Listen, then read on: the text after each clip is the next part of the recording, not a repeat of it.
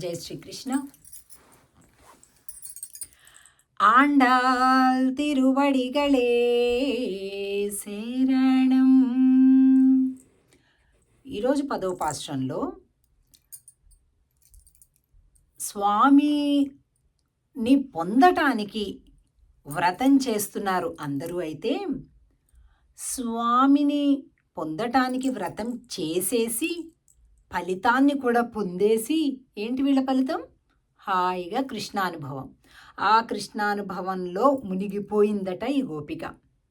అలాంటి గోపిక అనమాట. నోము నోచేసి ఫలాన్ని పొందేసినటువంటి గోపిక గురించి మాట్లాడుతున్నారు ఈ పాశ్రంలో. నోతుత్సువర్గం. సువర్గం అంటే స్వర్గం.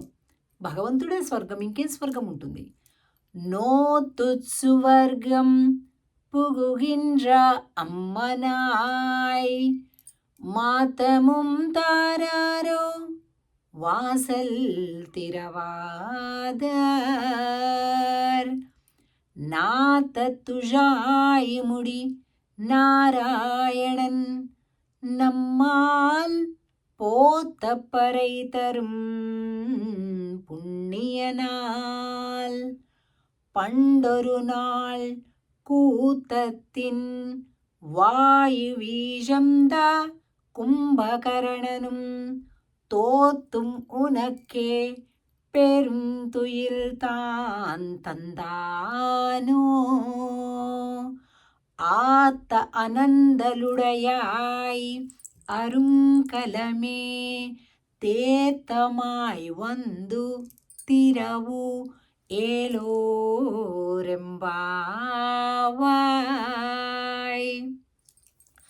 నోము నోచేసి స్వర్గఫలాలని అనుభవిస్తూ ఉండేటటువంటి ఓ అమ్మా, మాతమం తారారో, పోనీలే మాట మాట్లాడకపోయినా తలుపు తెరవచ్చు కదమ్మా.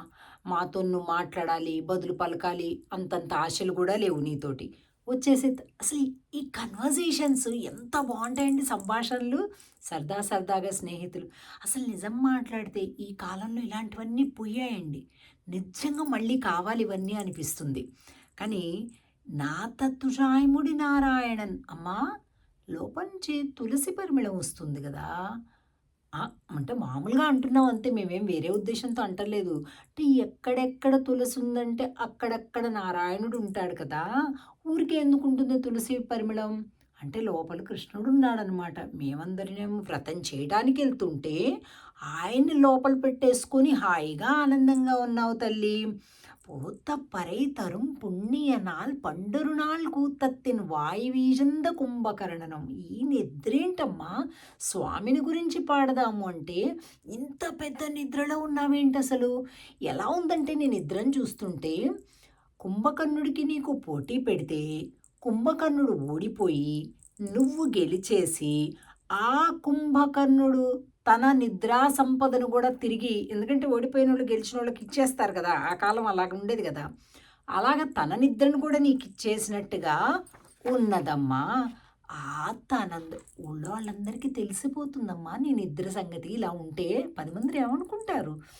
నువ్వు అసలు అలాంటి దానివి కాదు, చాలా దుర్లభమైనటువంటి ఒక భూషణానివి మా గోష్ఠి మొత్తానికి కూడా. రామ్మ అంటే రామచంద్ర, ఆయన లేడు కృష్ణుడు, నేనేం అందుకని లేదు, ఇంకా సమయం ఉంది కదా, కాస్త చలికాలం కదా, అందుకని అలా నిద్రపోతున్నాను అంతే, ఊరికి ముడుచుకొని పడుకున్నా, మీకోసం ఎదురు చూస్తున్నా అని అన్నది లోపల గోపిక. సర్లే రామ్మ అని కొద్దిగా సరి చేసుకొని రా, పైట చీర అదంతా సరి చేసుకుని రా అంటే, నువ్వేదో మాతో ఊరికే చెప్తున్నావు కానీ లోపల కృష్ణుడు ఉన్నాడని మాకు తెలుసులే అని కొద్దిగా ఉడికించే మాటలు మాట్లాడుతున్నారనమాట బయట ఉండే గోపికలు. ఇది ఈవేళటి గోపికతోటి సరస సల్లాప సంభాషణ. మళ్ళీ తిరిగి రేపు పాశ్రంలో కలుద్దాం. ఆండాల్ తిరువడిగళే శరణం. జై శ్రీకృష్ణ.